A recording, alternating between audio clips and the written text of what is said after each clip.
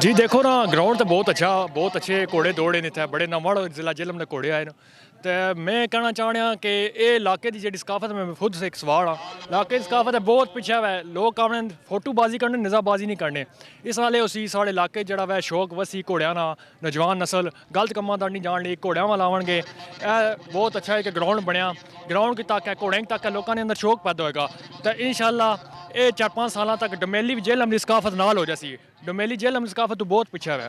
इंशाल्लाह ये नाल होसी तो 4 साल तक नाल वादा सी बहुत अच्छी निजबाजी हो रही है माड़ा अपना घोड़ा था मैं घोड़ा दे घोड़े चाहे सवार बैठे मेरा पीढ़ी ना मैं सवार को ना खुद लेकर मैं मालक का घोड़ा मैं अपना रखे जेलम क्लब माड़ा पुत्र सदर है राजा अमराज ना यूके होना इंग्लैंड अगर ऐलान खड़िया